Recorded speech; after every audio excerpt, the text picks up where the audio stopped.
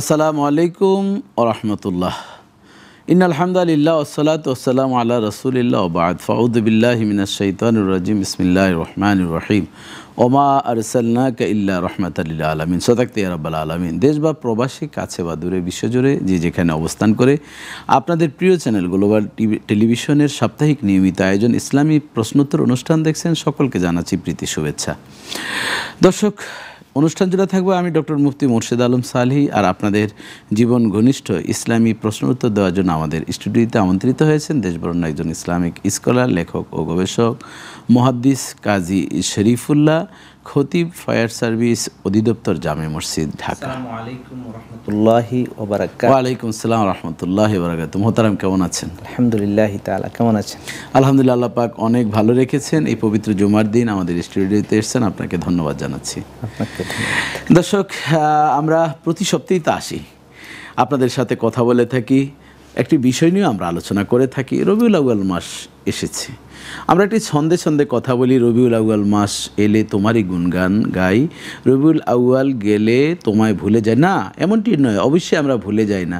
প্রতিদিন, প্রতিক্ষণে, প্রতি মিনিটে, প্রতি সেকেন্ডে, কোয়ার্টার সেকেন্ড, ইকো সেকেন্ড, সারাক্ষণে আমরা নবীকে জপি, নবীর আমল দিয়ে জীবনটাকে রঙিন করি। তবে রবিউল আউয়াল মাস, প্রত্যেকটি জিনিসের একটি মৌসুম রয়েছে।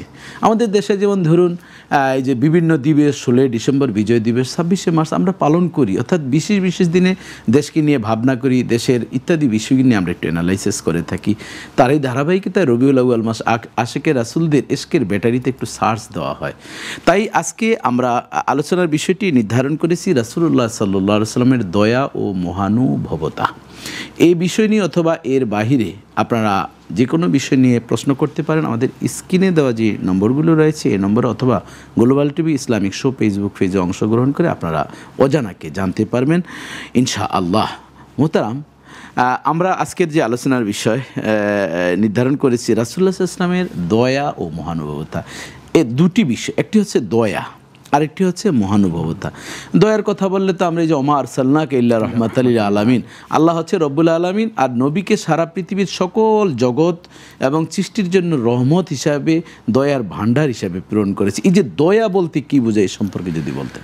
আলহামদুলিল্লাহ, আলহামদুলিল্লাহ ওয়াহদা ওয়াসসালাতু ওয়াসসালামু আলা মান লা নাবিয়্যা বা'দা ওয়া আলিহি সাহবিহি আজমাইন। গ্লোবাল টেলিভিশনের এই সুন্দর আয়োজনের সম্মানিত উপস্থাপক, আপনি উপস্থাপকই নন, আপনি একজন বিশ্ববরেণ্য আলেম, প্রখ্যাত আলেমে দ্বীন, মুহাদ্দিস। একই সাথে টেলিভিশনের পর্দার সামনে পিছনের সবাইকে আন্তরিক প্রীতি এবং শুভেচ্ছা জানাই। খুব চমৎকার একটি বিষয় আজকে নির্বাচিত হয়েছে। নবী করিম সাল্লাল্লাহু আলাইহি ওয়াসাল্লাম একটি জীবন, একটি প্রতিষ্ঠান এবং পুরা জীবনটাই হচ্ছে একটা রহমত বা দয়া স্বরূপ। আল্লাহ তাআলা নবীজি সাল্লাল্লাহু আলাইহি ওয়াসাল্লামকে দয়া হিসেবেই পৃথিবীতে পাঠিয়েছেন। পৃথিবীতে এটার কয়েকটা বিভাগে আলোচনাটা করা যায়। যদি খুব সংক্ষেপে বলি, ধরেন পৃথিবীতে যত মাখলুক আছে, প্রথম কথা হচ্ছে আল্লাহ তাআলা যতটুকুন সৃষ্টি জগৎ আর সাম্রাজ্য ব্যাপিয়া তিনি মাবুদ বা স্রষ্টা, ঠিক অতটুকুন সাম্রাজ্য ব্যাপিয়া বা সৃষ্টি জগৎ ব্যাপিয়া হচ্ছে নবী সাল্লাল্লাহু আলাইহি ওয়াসাল্লাম রহমত বা দয়া। একই সাথে আরেকটু বিষয় আলোচনা করার দাবি রাখে, পৃথিবীতে যত মাখলুক আছে, প্রত্যেকটা মাখলুক তার আপন বৈশিষ্ট্য চরিত্র পারফর্ম করতে হলে যে মোক্ষম ও নিয়ামক একটি শক্তির প্রয়োজন, ব্যাখ্যা এটাই এসছে যে এটা হচ্ছে রাহমাতাল লিল আলামিন। আল্লাহ তাআলা, আপনি আয়াত তিলাওয়াত করে শুনিয়েছেন, চমৎকার জিনিস। ইন্না ফি হাযা লাবালাগাল লিকওমিন আবিদিন ওয়া মা আরসালনাকা ইল্লা রাহমাতাল লিল আলামিন। নবীজির দয়াটা হচ্ছে এরকম, নবীজি পৃথিবীতে আগমনটাই বিশ্ববাসীর জন্য বড় এবং পরম একটি দয়ার বিষয়। নবী আল্লাহ তাআলা পৃথিবীতে মানুষকে ধন্য করেছেন, মানুষদের দয়ার প্রকৃত একটা অবস্থান দেখার সুযোগ দিয়েছেন। জি, প্রকৃত অবস্থানের দেখার সুযোগ করেছেন আমাদের প্রিয় নবী মুহাম্মদুর রাসূলুল্লাহ সাল্লাল্লাহু আলাইহি ওয়াসাল্লামের মাধ্যমে। আমরা শুনবো আপনার বাকি অংশ। একটি ফোন নিতে হচ্ছে। আসসালামু আলাইকুম দর্শক, স্বাগতম গ্লোবাল টেলিভিশনে। পরিচয় দিয়ে প্রশ্ন করুন। ওয়া আলাইকুম আসসালাম। আসসালামু আলাইকুম। জি, ওয়ালাইকুম আসসালাম ওয়া রাহমাতুল্লাহ। জি ভাইজান, প্রশ্ন করুন। জি, আমি বলতেছি মোহাম্মদ ইকরামুল হক। জি জি, একরাম ভাই, আপনি আমাদের নিয়মিত একজন। জি জি জি জি, ধন্যবাদ আপনাকে। জি আলহামদুলিল্লাহ, আল্লাহ পাক অনেক ভালো রেখেছেন, নিশ্চয় আপনিও ভালো আছেন। হচ্ছে জি। মুয়াজ্জিন সাহেব যখন আযান দেয় তখন তো আমি আযানের জবাব দিই। এর ফজিলত কি হুজুর? আমি জানতে চাই। ও আচ্ছা আচ্ছা, জি ইকরাম ভাই আমাদের সাথে, ফজিলত আমি জানতে চাই। ফজিলত ভাইয়া। জি জি জি বুঝতে পেরেছি ইকরাম ভাই, আমাদের সাথেই থাকুন, ধন্যবাদ আপনাকে। জি মোহতারাম, আমরা যে এই যে আজান দিচ্ছেন মুয়াজ্জিন সাহেব, আমরা সাথে সাথে আবার জবাবও দিচ্ছি, যা বলছেন মুয়াজ্জিন সাহেব তাই আমরা আবার রিপ্লাই দিচ্ছি। তো এর কি ফজিলত রয়েছে? রিপ্লাইটার একটা ফজিলত আছে, দোয়াটার একটা ফজিলত আছে। আচ্ছা, যে প্রত্যেকটা শব্দ এবং বাক্য দিয়ে যে আল্লাহ তাআলার মেহেরবানির দিকে আহ্বান করা হচ্ছে, নামাজের একটা আনুষ্ঠানিক ঘোষণা দেওয়া হচ্ছে, নামাজে সবাইকে আহ্বান করা হচ্ছে। নামাজ শব্দের অর্থ হচ্ছে একটা মহা কল্যাণের জায়গায় পৌঁছা, নিজকে ধন্য করার একটা গুরুত্বপূর্ণ জায়গা বা আমলে পৌঁছা। এটা একটা সংক্ষেপে বললে প্রার্থনা বলা হয়। তো প্রত্যেকটা বাক্যই দেখেন কত চমৎকার। আল্লাহু আকবার, আল্লাহু আকবার, আশহাদু আল্লা ইলাহা ইল্লাল্লাহ, আশহাদু আল্লা ইলাহা ইল্লাল্লাহ। এর চেয়ে সেরা, এর চেয়ে উন্নত ধ্বনি পৃথিবীতে নেই। তো আপনি একজনের স্লোগান ধরেন নারায়ে তাকবীর, আমরা বলি আল্লাহু আকবার। আপনি বলছেন লিল্লাহি তাকবীর, আমরা বলছি আল্লাহু আকবার। যিনি স্লোগান উচ্চারণ করছে, যারা শুনছে তারও এর রিপ্লাই দেওয়া লাগে। এটা জাগতিক একটা সিস্টেম। আর এছাড়াও এটার গুরুত্ব হচ্ছে একটা শব্দ বললে কত বেশি সওয়াব হয়, একটা অক্ষর, প্রত্যেকটি কোরআন মজিদের আয়াতের অক্ষর অংশ। তো আপনি শুধু আল্লাহু আকবার বললেও 50 থেকে 60টি নেক হয়। যে আল্লাহ মহান, আশহাদু আল্লা ইলাহা আল্লাহ এক, সাক্ষ্য দিচ্ছি। তো প্রত্যেকটাই সওয়াব এবং কল্যাণে ভরপুর রয়েছে। এবং কোরআনের একটি অক্ষর জবান দিয়ে উচ্চারণ করলে মান কারা আল কোরআন হরফান ফালাহু আশারু হাসানাহ, মানে সর্বনিম্ন 10টি নেক হয়। এটা একটা সওয়াব। আর মুনা, যেটা দোয়া বলা হয় আজানের পরে যে দোয়া, দেখেন এই দোয়াটা দিয়ে আমরা বলছি যে আজানটা শেষ করেছি, এটা হচ্ছে একটা চূড়ান্ত আহ্বান। এই চূড়ান্ত আহ্বানে যারা সাড়া দিবে তারা মহা কল্যাণের দিকে আসবে, যারা সাড়া দিবে না তারা কল্যাণের দিকে আসবে না। এখানে আমার প্রিয় নবীজি মুহাম্মদ সাল্লাল্লাহু আলাইহি ওয়াসাল্লামের নাম উল্লেখ করা হয়েছে। আল্লাহর কাছে বলছি, আল্লাহ তাআলা এটা ওয়াজিব করে দিয়েছেন। নবীজি সাল্লাল্লাহু আলাইহি ওয়াসাল্লামের নাম শোনার পরে হুজুরের প্রতি দুরূদ করা, দোয়া করা, এটা একটা ওয়াজিব। এবং আমরা তো একটা অংশ বলি ওয়ারজুকনা শাফাআতাহু ইয়াউমাল কিয়ামাহ, নবীজির শাফাআত ছাড়া কিন্তু জান্নাতে যাওয়ার কোনো সুযোগ নেই। দারাজাতুর রাফিয়ার কথা বলা হয়েছে, তো যে নবীজির কথা শুনে, এটা কিন্তু একটা দুরূদ যে নবীজি সাল্লাল্লাহু আলাইহি ওয়াসাল্লামের নাম, এখানে আল্লাহর নাম উচ্চারিত হয়েছে, কল্যাণের কথা আমরা এটার রিপ্লাই দিয়েছি। নবীজির নাম উচ্চারণ হয়েছে, আল্লাহ এবং রাসূল সাল্লাল্লাহু আলাইহি ওয়াসাল্লামের নাম যেখানে উল্লেখ হয়েছে সেখানে এটার স্পিরিটটা, মহিমাটা আল্লাহর কাছে উপস্থাপন করি নবীজির জন্য দোয়া করতে, আল্লাহ সর্বোচ্চ মাকাম দান করো আমার প্রিয় নবী। জি ধন্যবাদ আপনাকে, চমৎকার আপনি বলছেন, মানে বহু ফজিলত রয়েছে। আমরা আরেকটি ফোন নিতে হচ্ছে। জি আসসালামু আলাইকুম ওয়া রাহমাতুল্লাহ। দর্শক আমাদেরকে শুনতে পাচ্ছেন, নিশ্চয়ই আপনি আমাদের সাথেই আছেন। জি প্রশ্ন করুন। হ্যাঁ, আপনারা তো হুজুর। জি ওয়ালাইকুম আসসালাম ওয়া রাহমাতুল্লাহ। অনেকদিন পর আপনাদের লাইনটা পেয়েছি, আমি নিয়মিত আপনাদের অনুষ্ঠানটা দেখছি। জি কনগ্রাচুলেশন। প্রশ্ন করুন। আমার প্রশ্ন হলো হুজুর, যে জন্ম মৃত্যু দিয়ে আজ থেকে এসেছি, এটা কি জন্মের আগ থেকে কি নির্ধারণ করে রেখেছে? একটা। আর আপনার দ্বিতীয়টা হলো যে মানুষ হতাশাগ্রস্ত হয় তখন কি আমল করতে পারে?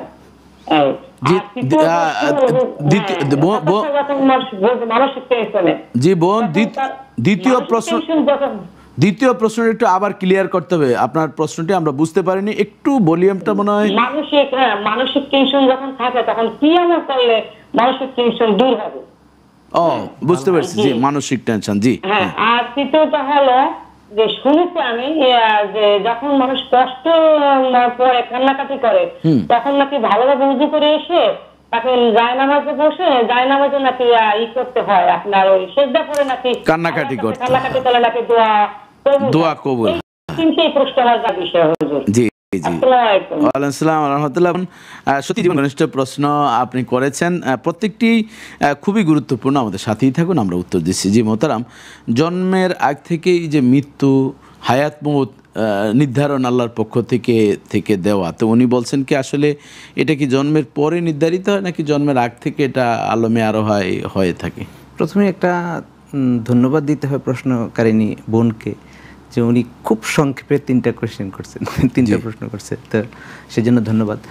প্রথম কথা হচ্ছে জন্ম, মৃত্যু, বিবাহ আল্লাহ তাআলা আমাদের পৃথিবীতে আসার অনেক আগে থেকে নির্ধারণ করে আছে। এই তকদিরের উপর আমাদের সকলের বিশ্বাস রাখা, এটা একটা ইমানের গুরুত্বপূর্ণ অংশ, এটা একটা গুরুত্বপূর্ণ ফয়সালা। দ্বিতীয় যে কথাটা বলা হয়েছে যে মানুষ হতাশা দূর বা টেনশন দূর হয় কি আমল করলে, এটার জন্য আপনার প্রথম যেটা উনি পরে উল্লেখ করে নিয়ে আসে দুইটার জন্য একই উত্তর, যে যখন এরকম টেনশন হবে, আতঙ্কগ্রস্ত মনে হবে, সময় পাইলেই, সময় থাকলেই অজু করে 2 রাকাত সালাতে দাঁড়ায় যাবে, খুব সালাতুল হাজত, সালাতুল হাজত, অথবা 2 রাকাত নফল নামাজের জন্য দাঁড়ায় যাবে, দাঁড়াইয়া খুব ইতমিনানের সাথে সালাটা আদায় করবে। যেমন সূরা ফাতিহা একটু ভাব অনুভব করে করে তিলাওয়াত করলো, একটা সূরার সাথে মিলালো। সুবহান রাব্বিয়াল আলা বলার অর্থ হচ্ছে আল্লাহ তাআলার পবিত্র, শ্রেষ্ঠ, তো পবিত্র আল্লাহ, মানে আল্লাহর সর্বোচ্চ পবিত্রতার ঘোষণা বুঝে যদি 2 রাকাত সালাহ আদায় করে, একদম আমি এটা কিন্তু প্র্যাকটিশনার, যত কঠিন এবং যত বেশি টেনশন থাকুক না কেন, বা আতঙ্ক থাকুক মনে, বা কোনো ভীতি থাকুক, সমস্ত দেখবেন অল্প সময়ে দূর হয়ে গেছে। সালাতের পরে টেস্ট করতে পারেন, এরকম বুকে হাত দিয়ে একটা এমন পরম শান্তি অনুভব হয়, মনে হয় যেন কোনো টেনশনই নেই।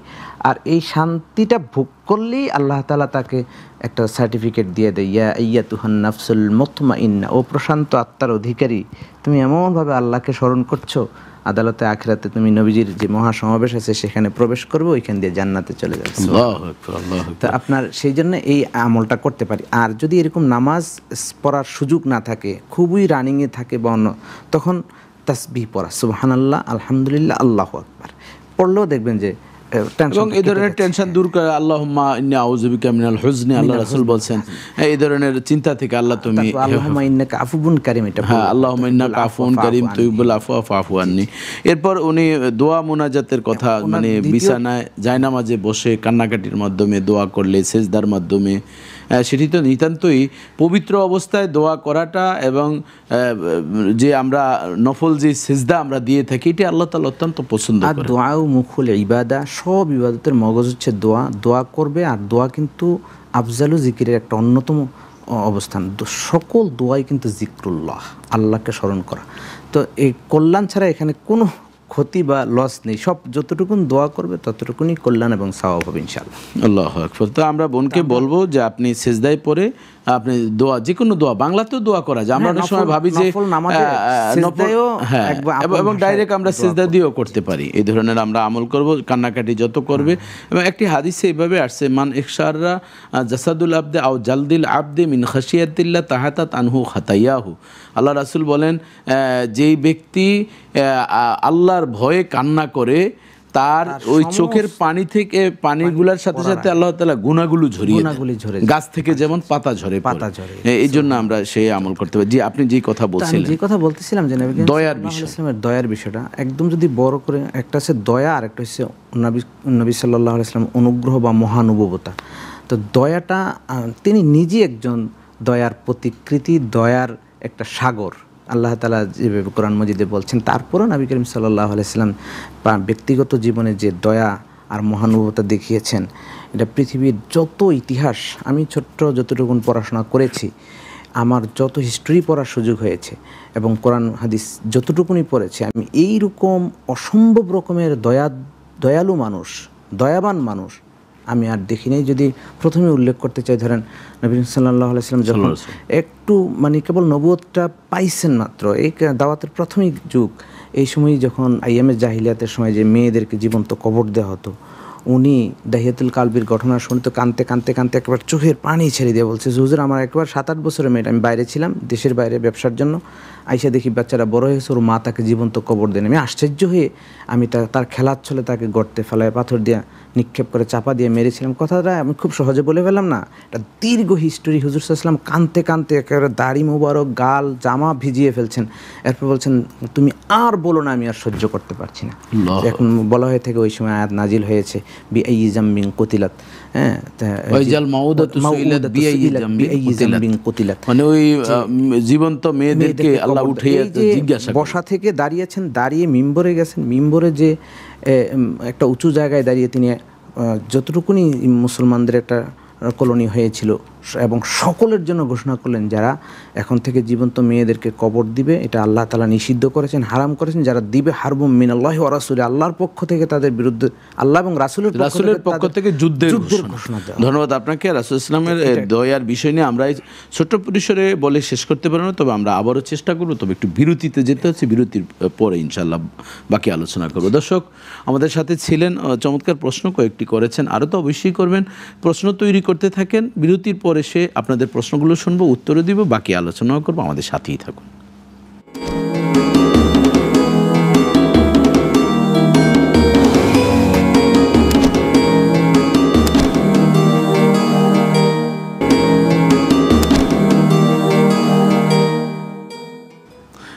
দর্শক ফিরে এলাম বিরতির পর, আমাদের সাথে ছিলেন, ধন্যবাদ জানাচ্ছি আপনাদেরকে। আমরা আলোচনা করছি রাসূলুল্লাহ সাল্লাল্লাহু আলাইহি ওয়াসাল্লামের দয়া ও মহানুভবতা। এই বিষয় নিয়ে আমরা আলোচনা করতে গিয়ে একটি পর্যায়ে আমরা উপনীত হয়েছি রাসূলুল্লাহ সাল্লাল্লাহু আলাইহি ওয়াসাল্লাম সত্যিই দয়ার সাগর ছিলেন।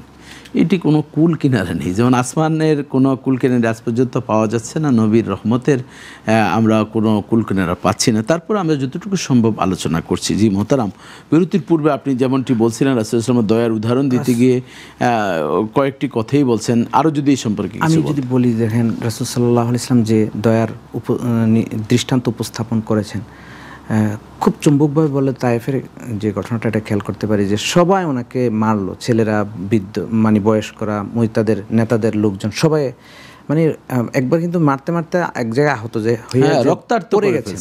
ওখান থেকে আবার দুই হাতে ওনাকে কয়েকজন যুবক টেনে ধরে দাঁড়া করে রাখছে, আর কয়েকজনের পাথর নিক্ষেপ করছে। মানে তাদের ভিতরে একটা উৎসুক একটা ভাব ছিল যে হুজুর সাল্লাল্লাহু আলাইহি ওয়াসাল্লাম ব্যথিত হয়েছেন। এরপরে যে আঘাতটা হয়েছে, চামড়াটা ফেটেছে, ফিনকি দিয়ে রক্ত বেরিয়েছে, জামা কাপড় সব গায়ের সাথে চিট লেগেছে, ঘন্টাখানিক পরে জুতো পাথে খুলতে পারে নাই। যায়েদ ইবনে হারেসা সফর সঙ্গী ছিলেন। তো এত কষ্টের ভিতরে এসে জিবরাইল বললেন যে হুজুর আপনি অনুমতি দিলে, আল্লাহ সব দেখছেন, অনুমতি দিলে একদম তায়েফের দুই পাহাড়, বড় দুই পাহাড়, দুই দিক থেকে ঠাসা লাগায় ওদের রক্ত, মাংস, হাড্ডি, গোশত সব মাটির সাথে একাকার করে দিব, শুধু কেবল অনুমতি।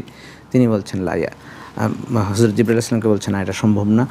আমি যদি সবাইকে ঠাসা লাগাই দেওয়া হয়, তারা তো আমাকে চিনে নাই, বুঝে নাই, তো তাদের তো কোনো অন্যায় নেই। আর দ্বিতীয় হচ্ছে, যদি সবাই মারা যায়, আমি কার কাছে ইসলাম প্রচার করবো? অর্থাৎ এরপরে তো তাদের পরবর্তী জেনারেশন কালেমা গ্রহণ করবে। আরো শুনবো, ফোন নিতে হচ্ছে। আসসালামু আলাইকুম দর্শক, স্বাগতম আপনাকে, পরিচয় দিয়ে প্রশ্ন করুন।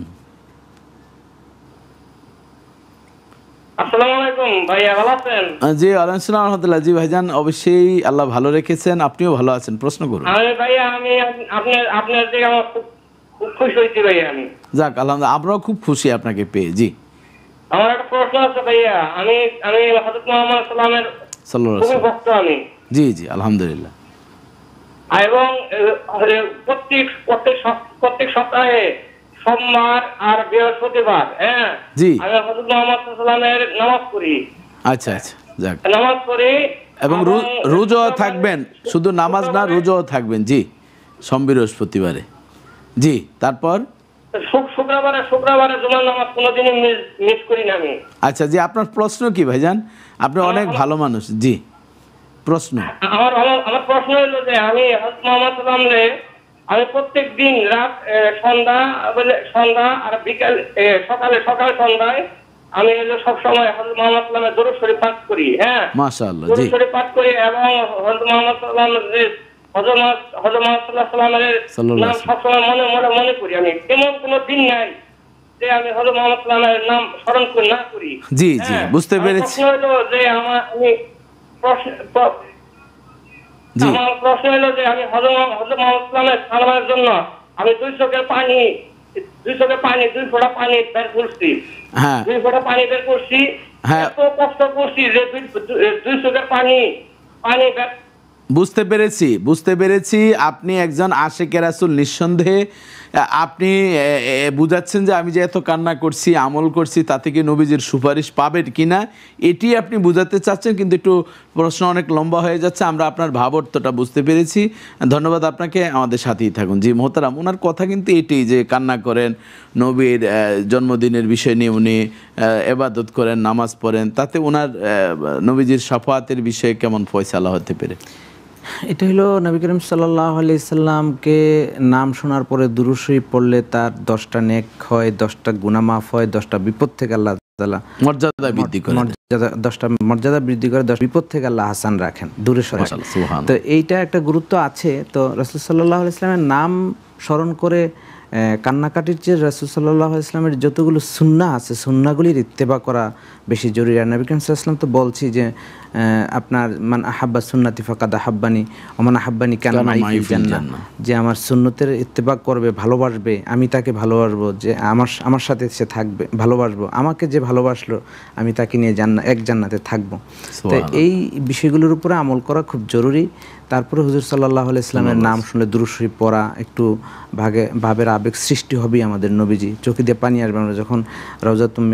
আমরা যখন রিয়াজুল জান্নাহ নবীজির রওজার সামনে দিয়ে যাই তখন কিছু মনে হয় না, কোন শব্দ করে না, কিন্তু দুই চোখ দিয়ে কিন্তু পানি কেমন যেন একটা চুম্বকের ম্যাগনেটের মতো মনে হয়, যেন সেখানে একটা আকর্ষণ বিকর্ষণ সৃষ্টি হবেই। আমরা যেহেতু নবী সাল্লাল্লাহু আলাইহি ওয়াসাল্লামের উম্মাহ এবং আশিক, তা আমরা ভাইকে বলবো বেশি বেশি আপনি দুরূদ পাঠ করবেন, আবেগের জায়গাটাকে একটু নিয়ন্ত্রণ করে নবীজির আদর্শগুলোকে আমাদের মানতে হবে। যদি অনেক সময় দেখা যায় শুধু আবেগেই থাকলো, দেখা গেল নবীর আদর্শের অনেকটা ঘাটতি রয়েছে, তাহলে কিন্তু এই আবেগটা বাস্তবায়ন হবে না। জি, আমরা নবীজির যে রহমতের দয়ার বিষয় নিয়ে কথা বলছি। নবী সাল্লাল্লাহু আলাইহি ওয়াসাল্লাম একদম ব্যক্তিগতভাবেই আল্লাহর পক্ষ থেকে একজন ন্যাচারাল, প্রাকৃতিকভাবে তিনি একজন খুব রহম দিলের অধিকারী ছিলেন। আল্লাহ তাআলা কোরআনে বলছেন ফাবিমা রাহমাতিম মিনাল্লাহি লিনতা লাহুম ফাজজান গালিজাল কলব লাং ফাদ্দু মিন হাওলিক।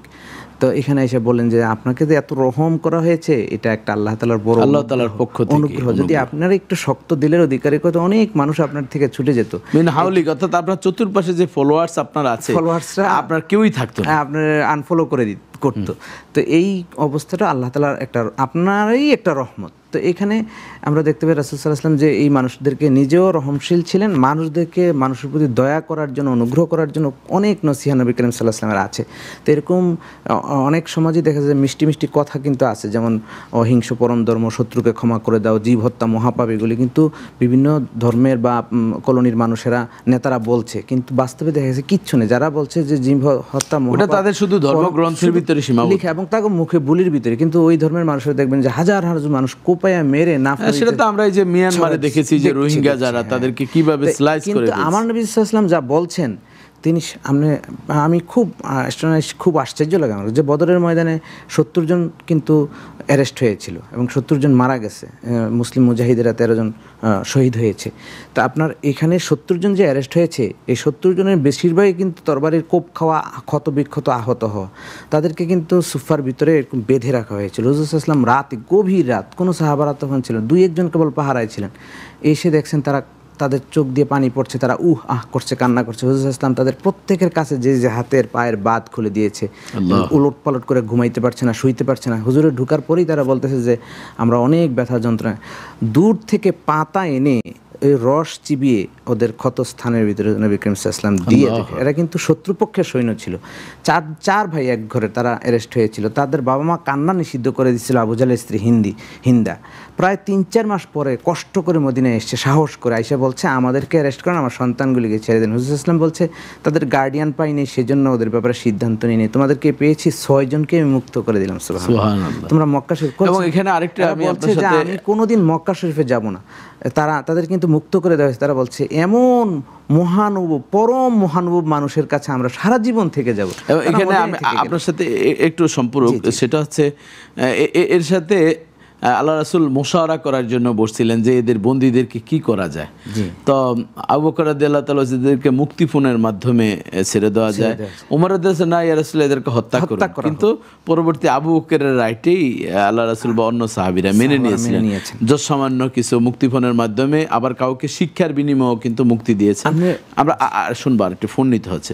জি, আসসালামু আলাইকুম দর্শক, স্বাগতম আপনাকে, আমাদের সাথে নিচ্ছে, আপনি আছেন, পরিচয় দিয়ে প্রশ্ন করুন। জি দর্শক শুনতে পাচ্ছেন? জি, আসসালামু আলাইকুম। জি, ওয়ালাইকুম আসসালাম ওয়া রাহমাতুল্লাহ। আমি আসলে প্রশ্নটা হচ্ছে আমার ঋণের জন্য সবচেয়ে ভালো দোয়া বা সবচেয়ে ভালো আমল কোনটা? আচ্ছা, ঋণে জর্জরিত, সেক্ষেত্রে সেটার জন্য সবচেয়ে ভালো আমল বা ভালো দোয়া কোনটা? আচ্ছা, জি জি, আমাদের সাথেই থাকুন ভাইজান। জি মোহতারাম, একটি ছোট্ট দোয়া আছে, আল্লাহুম্মা ইয়া গানিয়্যু ইয়া হামিদু ইয়া মাজিদু ইয়া মুবদিউ ইয়া মুঈদ ফাআলুল লিমা ইউরিদ। এতটুকুন পড়লে আল্লাহ তাআলা তাকে ঋণ মুক্ত করে দেয়। এবং নবী করিম সাল্লাল্লাহু আলাইহি ওয়াসাল্লাম এই দোয়াটা মানুষদের এই হারাম শরীফ মক্কাতুল মুকাররমা তাওয়াফের সময় হুজুরের দোয়ার ভিতরে সব সময় রাখতেন, ইয়া গানিয়ু, ইয়া গানিয়ু, ইয়া হামিদু, ইয়া ইয়া মাজিদু, ইয়া মুবদিউ, ইয়া মুঈদু, ফাআলুল লিমা ইউরিদ। মাশাআল্লাহ। এর সাথে আরেকটিও করা যায়, যেমন সূরা ওয়াকিয়া যদি উনি মাগরিবের পর চমৎকার ঋণ মুক্ত ডেলি হয়ে পড়েন যাবে। তাহলে ঋণ মুক্ত এবং তার ওয়াকিয়ার ফজিলতে কিন্তু এটা লেখা আছে যে আল্লাহ জি। তাআলা। আমাদের একটা আরো বিরতির সময় হয়েছে, আমরা আবারও ইনশাআল্লাহ আলোচনায় ফিরব। দর্শক, আমরা তো আলোচনা করছিলাম, আমরা অবশ্যই আলোচনা করব, তবে বিরতির পর আপনারা প্রশ্নও করবেন, আমরাও আলোচনা করব। আমাদের সাথেই থাকুন।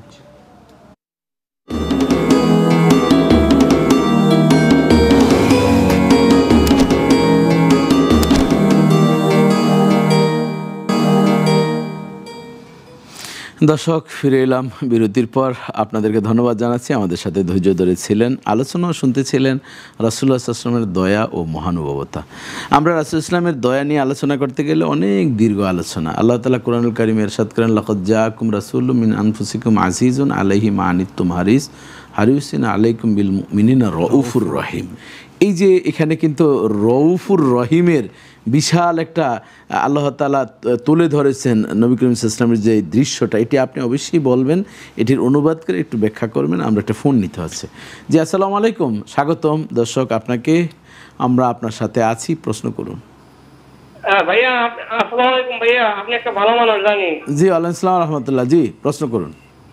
প্রশ্ন হলো ভাইয়া, আমি একটু জিনা পাপি, বুঝছেন ভাইয়া?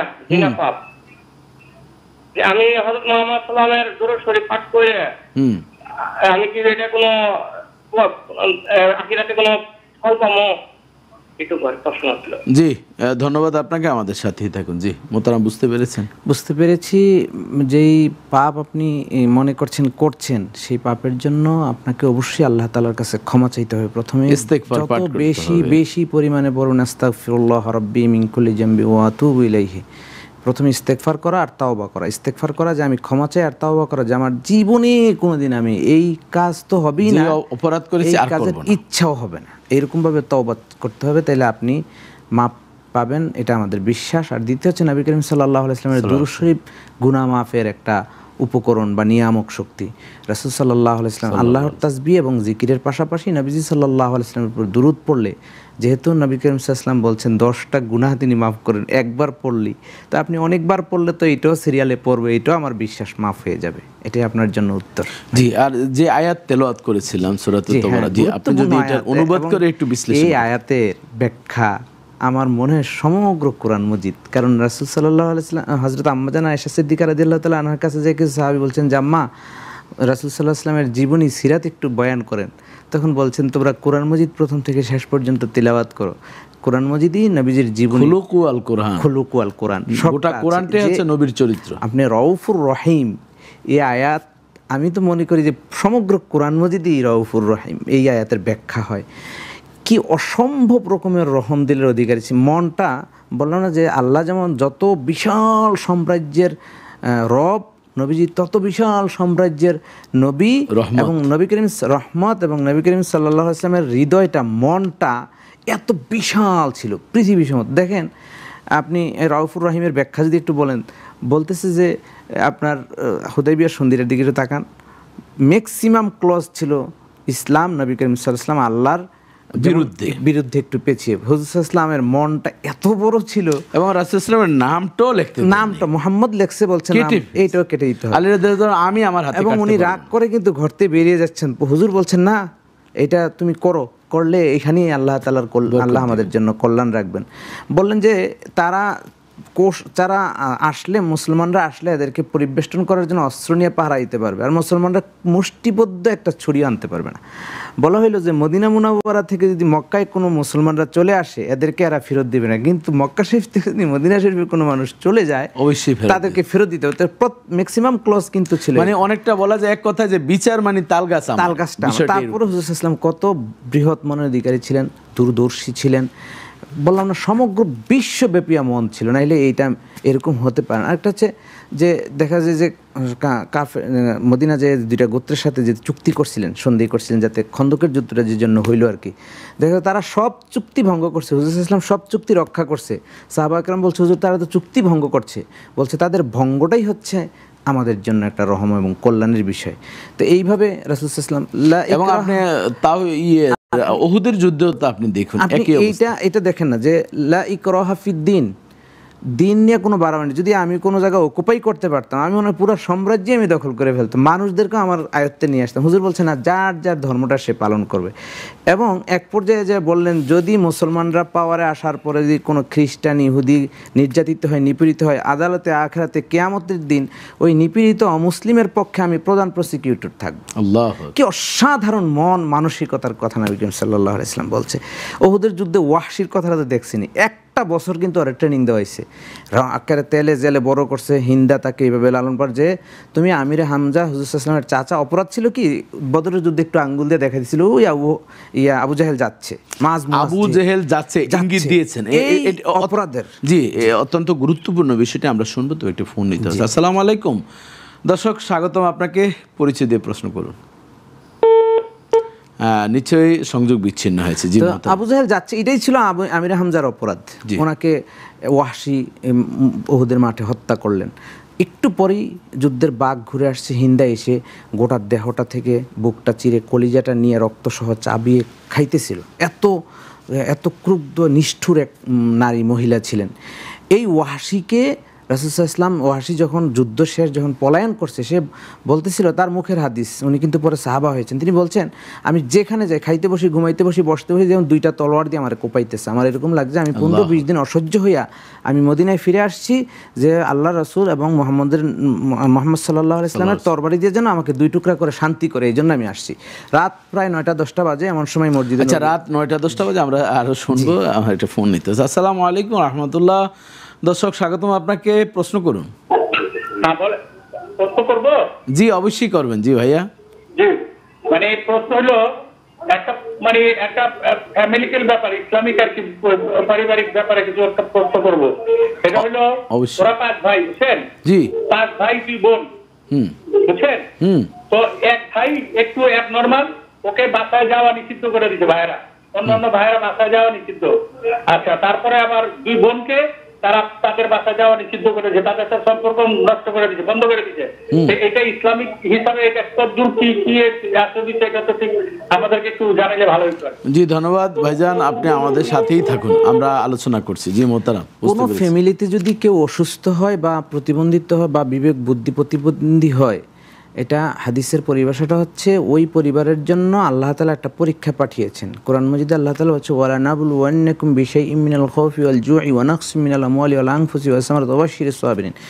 এই পরীক্ষাটায় কারা পাশ করছে আল্লাহ একটু ভেরিফাই করবেন, যে এই পরীক্ষাটায় কে পাশ করছে। ইচ্ছা করলে আরও 2 ভাইকে কিন্তু আল্লাহ তাআলা এরকম বুদ্ধি প্রতিবন্ধী করতে পারতেন, আরও অসুস্থতা দিতে পারতেন, আরও বোনদেরকে দিতে পারতেন। আল্লাহ তাআলা একজনকে অসুস্থ করে বাকি 5 জনের পরীক্ষা নিচ্ছেন, এই পরীক্ষায় তারা কতটুকুন সফলকাম হইল। এখন যারা অবহেলা করছে, বাড়িতে ঢুকতে যাচ্ছে না, তারা পরীক্ষায় বারবার ফেল করছে, প্রত্যেকদিন এই ফেলের জন্য দুনিয়ায় তারা অশান্তি ভোগ করবে, আদালতে আখিরাতে তারা শাস্তির মুখোমুখি হবে। এই জন্য তাদেরকে খুবই সতর্ক থাকতে হবে। যারা অসুস্থ হয়েছে এবং ঘরে আব্বা আম্মা অসুস্থ, এবং অন্য কেউ যদি অসুস্থ, এবং আরেকটি বিষয় হচ্ছে বোনদের পরীক্ষার বিষয়, 2টি বোন তাদেরকেও আসতে নিষেধ করছেন। এখানে তো আল্লাহ রাসূল স্পষ্ট বলেছেন, লা ইয়াদখুলুল জান্নাতা কাতাউর রহিম, যারা আত্মীয় স্বজনের সম্পর্ক বিচ্ছিন্ন করে তারা কখনোই জান্নাতে যাবে না। এই জীবন কি সফল? তাহলে উনি যতবারই 10 বয়স হোক, বুজুর্গ হোক, জানতা হোক, তিনি তার প্রতিবন্ধী ভাইকে প্রয়োজন ছিল তাকে রেখে চিকিৎসা করা, তার যে সম্পদের অংশটা দেওয়া।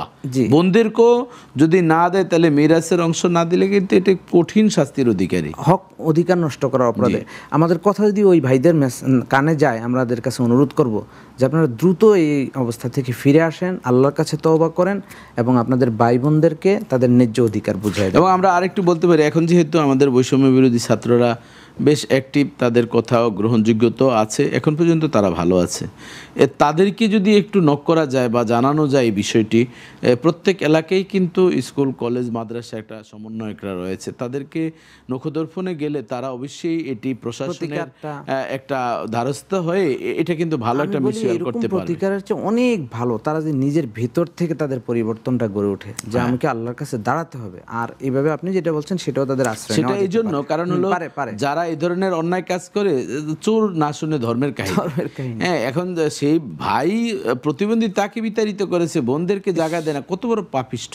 জি, আপনি যে কথা আমি বলছিলেন। যে কথা বলছিলাম যে এই ওয়াহশিকে রাসূল সাল্লাল্লাহু আলাইহি ওয়াসাল্লাম সন্ধ্যাবেলার পরে রাতে পেয়ে হযরত আলী রাদিয়াল্লাহু তাআলা এই মেসেজটা দিয়েছেন যে হুজুর পাপিষ্ঠ আপনার মোস্ট ওয়ান্টেড ওয়াহশি আসছে মসজিদে নববীর পাশে। হুজুর সাল্লাল্লাহু আলাইহি ওয়াসাল্লাম জানতে চাইলেন কেন, যে আয়েশা বলছে যে আপনার তলোয়ারের নিচে তার গর্দান দিতে চায় শান্তি পাওয়ার জন্য। তখন হুজুর সাল্লাল্লাহু আলাইহি ওয়াসাল্লাম বলছে আমি ওয়াহশিকে ক্ষমা করে দিলাম। হযরত আমির হামজার শাহাদাতে হুজুর এত কষ্ট পেয়েছে, নিজের দাঁত ভাঙছে, শরীরে আহত, এর চেয়ে বেশি উনি লাশের পাশে আল্লাহর কাছে মুনাজাত দিয়ে বলছে, আল্লাহ আমি আমার চাচা এবং আমিরে হামজার 70টা টুকরা দেখলাম আছে, আমি কোন অংশের জানাজা পড়ব? জিবরাইল ইসলাম বললেন যে ওনার জানাজা আকাশে, কাফন দাফন আকাশে ব্যবস্থা হয়েছে। এবং শুধু তো চাচা ছিলেন না, এবং দুধ ভাইও ছিলেন। হ্যাঁ, এবং আমিরুশ শুহাদা ছিলেন। হ্যাঁ, এবং ওই ওয়াহশিকে যে ক্ষমা করে দিলেন। এবং একটা ছোট্ট ঘটনা প্রসঙ্গ বলে রাখি, হুজুর ইসলাম বলছেন যে ওয়াহশিকে বলে দাও সে ক্ষমাপ্রাপ্ত হয়েছে, সে কি করবে? সে বলছে সে মুসলমান হবে, বলছে সে ঈমান আনতে পারে, কিন্তু ওনার ফেসটা যেন আমার জীবদ্দশা আমাকে না দেয় এবং কখনো যাতে আমার সামনে না আসে। এই জন্য ওয়াহশি যতবারই এসেছেন চাদর মোড় দিয়ে আসছেন। এক সময় সে কিন্তু ওই যে আপনার যে মুসাইলামাতুল কাজ্জাব ভণ্ড নবী দাবি করেছে, তাকে হত্যা করেছিল, তার মাথায় না আবু বকর রাদিয়াল্লাহু তাআলাকে দিলেন। তখন আবু বকর রাদিয়াল্লাহু তাআলা বলছেন, আরে যদি আল্লাহ রাসূল দেখতে পেতেন খুশি হতো। তখন অনেক হাউমাউ করে কান্না করেছে। মোস্ট ওয়ান্টেড ছিল কেমন, যে মৃত্যুর পরোয়ানা ছিল, যে ওয়াহশিকে জীবিত মৃত অবস্থায় যদি কেউ হাজির করে তার গিফট পুরস্কার দেওয়া হবে, এরকম একটা ঘোষণা ছিল। সেই ওয়াহশি আসছে, নবী করিম সাল্লাল্লাহু আলাইহি ওয়াসাল্লাম তাকে ক্ষমা করে দিয়েছেন। আচ্ছা, এই তো দয়ার অনেকগুলো বিষয়। আমি ওই যে রউফুর রাহিম বললেন না, যে কি দয়া আপনার। যুদ্ধের সময়টা আমরা যারা যুদ্ধ করি আমরা জীবনও বুঝবো না যে যুদ্ধের পরিস্থিতি কি, কে কোন মুহূর্তে টস করে একটা গুলি বা একটা স্প্লিন্টারে আঘাতে চলে যায় বলা যায় না, শত্রুপক্ষ কখন আচমক এমন পরিস্থিতি হুজুর সাল্লাল্লাহু আলাইহি ওয়াসাল্লাম বলছেন। আচ্ছা, যুদ্ধের ময়দানে আল্লাহ রাসূল কিন্তু অনেকগুলো দিক নির্দেশনা দিয়েছেন, ছোট্ট বাচ্চা, মহিলা ইত্যাদির বিষয়ে আমরা শুনবো। একটা ফোন নিতে। আসসালামু আলাইকুম ওয়া রাহমাতুল্লাহ। দর্শক স্বাগতম আপনাকে, প্রশ্ন করুন। আসসালামু আলাইকুম। জি, ওয়া আলাইকুম আসসালাম ওয়া রাহমাতুল্লাহ। জি বোন, প্রশ্ন করুন। হুজুর আমি একটা প্রশ্ন জানতে চাইছিলাম। জি বোন। হুজুর আমার বয়স যখন মনে হয় 13-14 এরকম বয়সে, আমি বুঝি না, তখন আমার একজন মানে যে আমার একজন জিজ্ঞেস করছিল যে তুমি কি এই কাজটা করছো? আমি বলছি করি নাই। তখন আমি এই কাজটা করছিলাম, তখন আমার বলছিল যে তুমি নবীর শাফায়াত পায়খানা করলে, তখন তো আমি বুঝি না এই জিনিসটা। আচ্ছা আচ্ছা, তো এখন কি করণীয়, তাই তো? এখন করণীয় কি? আচ্ছা জীবন, সত্যি যে আপনি যে নিজের অপরাধের জন্য অনুতপ্ত হয়েছেন, আল্লাহ তাআলা কিন্তু এই অনুতপ্ত দিল অত্যন্ত পছন্দ করেন। এটি কিন্তু আল্লাহর ক্ষমা করে দেওয়ার আপনার প্রশ্নে এবং উত্তর কিন্তু আপনি পেয়ে গিয়েছেন। তারপরে আমরা আরেকটু চাষাবাদ করছি। এখানে উনি যে কথাটা মানে বলছে, কাজটা তো প্রথমে স্বীকার করেন, আর বলছে তুমি স্বীকার না করো তাহলে শাফায়াত পাবে না। এখন আমার মনে হয় আমি যেটা যতটুকু বুঝি যে উনি আল্লাহ তাআলার কাছে প্রথমে ক্ষমা চাইবেন, হ্যাঁ, যে আল্লাহ আমি এই ভুলটা করেছি, আপনার আল্লাহর কাছে ক্ষমা চাইবেন। আর এই কাজটা যে করছে, যার সাথে কথা দিয়েছিল, ওনার কাছে এইভাবেই বলা যে আমি তখন একটু ভুলে ভ্রমে ছিলাম, তুমি যেই কথাটা বলছো তার প্রেক্ষিতে আমি সত্যটা গোপন করা লাগছে, এখন আমি সত্যটা প্রকাশ করছি, তুমি আমার উপর কোনো কষ্ট রাখো না। তার থেকে যদি সেটা সম্ভব হয় বলার মতো, কারণ যেহেতু মহিলা, তাদের কি প্রশ্ন সেটা তো আর আমাদের জানা নেই। এই জন্য এমন যদি কোনো কাণ্ড হয় যে তার বর্তমান সাংসারিক জীবনের উপর যে কোনো ব্যত্যয় ঘটতে পারে, তাহলে সেটি লুকায়িত রাখাই ভালো এবং আল্লাহর কাছে অনুতপ্ত দিল নিয়ে কান্না করা। কারণ বয়স তো তখন মাত্র 13 বছর, সে একেবারে কেবল হয়তো সদ্য বালেগা হতেও পারেন বা নাও হতে পারেন। এই অবস্থায় আরেকটা বিষয় হচ্ছে, নবী করিম সাল্লাল্লাহু আলাইহি ওয়াসাল্লামের শাফায়াতের জন্য এই বিষয়গুলি অন্তরায় না। হ্যাঁ, এটা হচ্ছে আল্লাহ তাআলার কাছে ক্ষমা চাওয়ার বিষয়। হ্যাঁ, নবীজির শাফাত পাওয়া বোঝা গেল যে উনি একজন আশিকে রাসূল বা রাসূল ইসলামের প্রেমিক।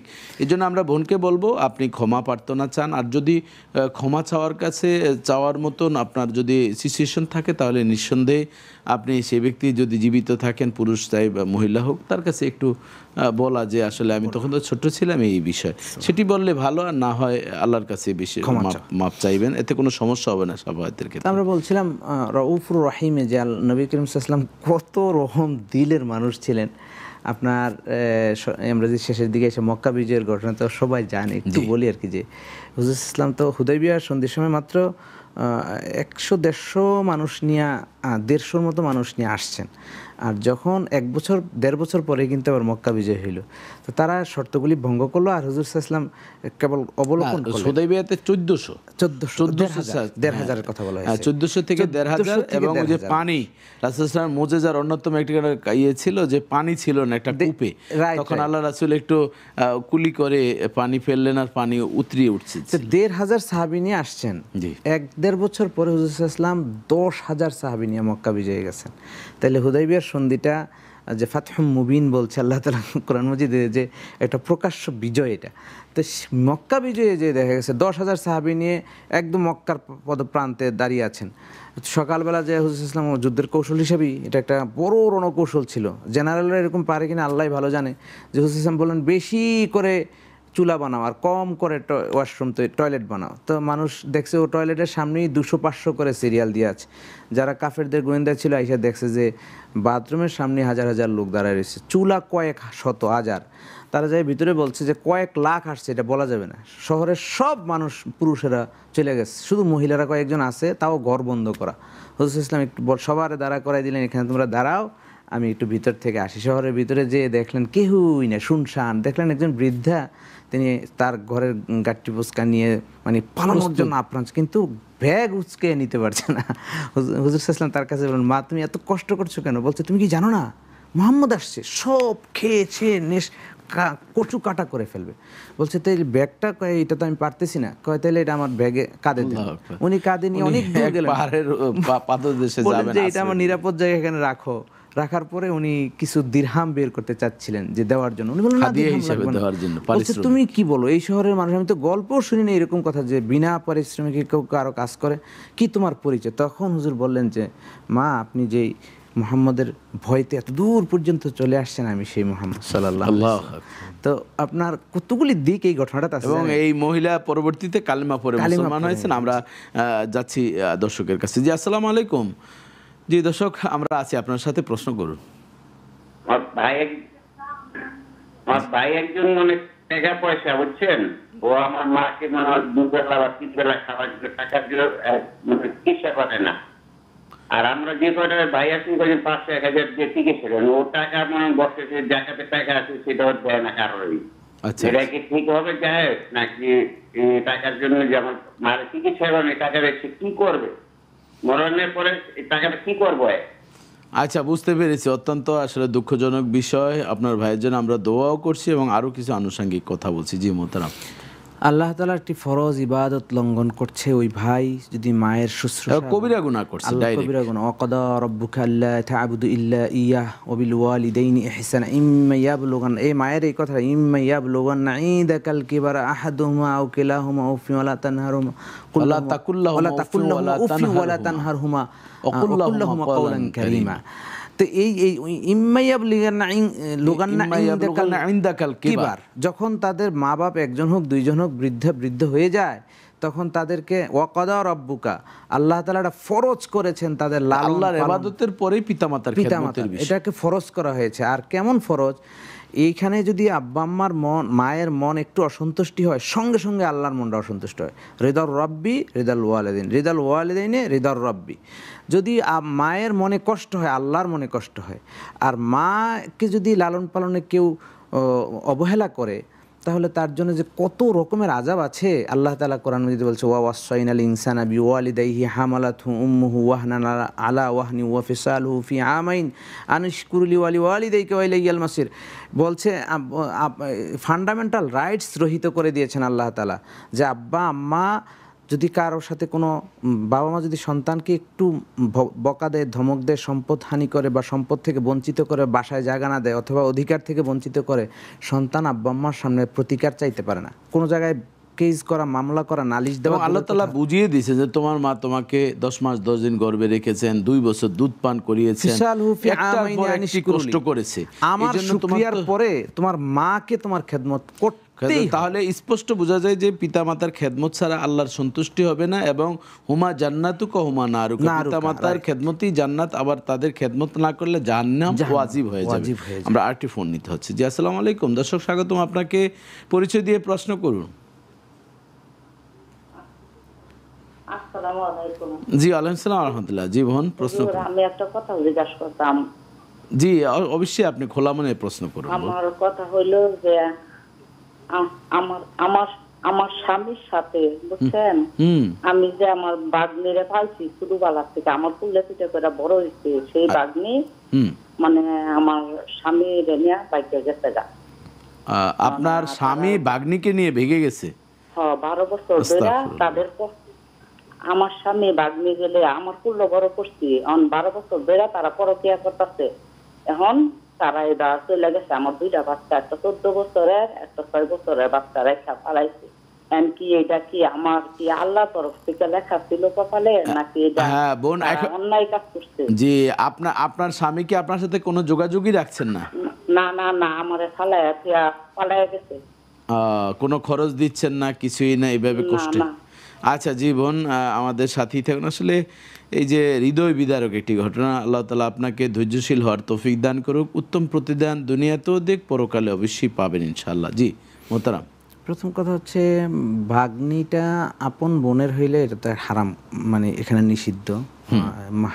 মানে যদি ওনার বোনের মেয়ে হয় তাহলে নিষিদ্ধ, একদম হারাম। হারাম বিয়ে মানে জিনার গুনাহ হবে যদি যেভাবে এটা যদি হয়। নাম্বার 2 হচ্ছে, যদি ভাগ্নিটা আপন বোন না হয়ে অন্য হয় তাহলে হয়তো শরীয়ত জায়েজ করছে, কিন্তু এখানে যে অনেকগুলো ক্ষতির কারণ আছে, সাইড ইফেক্ট আছে শরীয়তের দৃষ্টিকোণ থেকেই, শুধু কেবল আইন আদালতের দিক থেকে না। আচ্ছা, তো এইগুলি যে এখানে ইনজাস্টিস হচ্ছে, অবিচার হচ্ছে, জুলুম হচ্ছে, এই জুলুমের কঠিন বিচার হবে আল্লাহ তাআলার কাছে।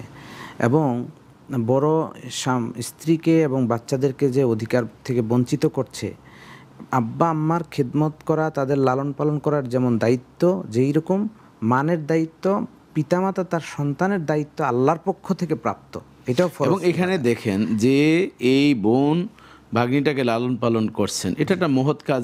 সেটা আমরা আগ বাড়িয়ে জানতেও চাচ্ছি না, বা জানার আমাদের সিচুয়েশন নেই, যে হয়তো বা অসহায়ত্বের কারণেও বা লালন পালন করতেছিলেন।